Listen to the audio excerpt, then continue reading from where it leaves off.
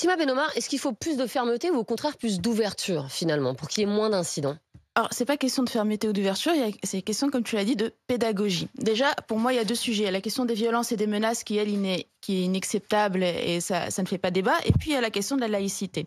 C'est-à-dire que pour moi, ce qui met le plus de malentendus dans le débat, ce qui discrédite et désinforme le plus sur les lois de 1905 et de 2004, c'est bien la manière dont c'est amené dans le débat public, puisque le plus souvent, les polémiques éclatent sur des choses qui sont complètement légales. C'est-à-dire que quand tu n'arrêtes pas de faire de la confusion et de la désinformation, comment tu peux reprocher aux personnes de mal comprendre la loi Qu'est-ce qui est légal? Quand, par exemple, et c'est tout à fait légal, une femme porte un voile dans le conseil régional et on a un élu Rassemblement national, Julien Audol, qui lui dit... Oui, mais là, on passe... on parle de la laïcité à on va l'école. rester sur le sujet. Est-ce que je Non, peux non. juste Ben terminer? Non, on parle sur autre chose, là. Non, on est sur non, l'école. tu viens de dire... Non. Il vient de parler de pédagogie. Est-ce que je peux juste aller au bout de mon propos?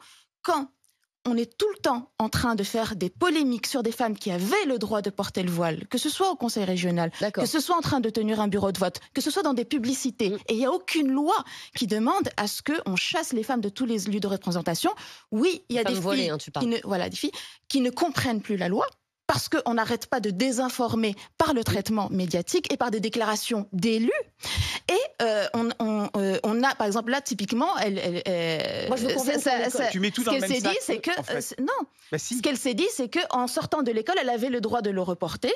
Et quand elle a appelé son frère derrière. On a tellement le frère qui commet des violences et des menaces, mais je commence c'est en disant C'est ça le problème. Mais par rapport aux sujets qui sont concernés par le port du voile, quand elles zappent à la télé et qu'on n'arrête pas de mettre de la confusion et de la désinformation sur ce que dit vraiment la loi, on ne veut pas 7 années après que sur la mission dont tu parlais de la pédagogie, c'est sûr, il y a des désinformations. Et d'autant que la loi de 2004 qui a ouvert une exception dans la loi, parce que à la base, la loi de 1905, c'est que ce sont les fonctionnaires, les représentants de l'État qui doivent observer une neutralité.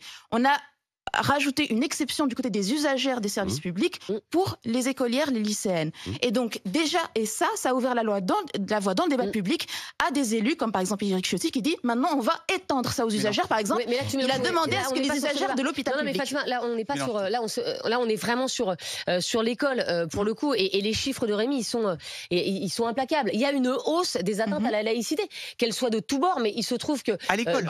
ces chiffres... Non, c'est particulièrement les musulmanes qui portent le voile, qui est un objet de polémique et de désinformation, même quand elles ont le droit de le porter. Oui, mais et là, donc tu ne peux pas reprocher à des gamines de ne plus comprendre la loi. Dans le rapport des renseignements généraux, c'est vrai que la quasi-totalité des incidents sont liés au port du voile, mais aussi...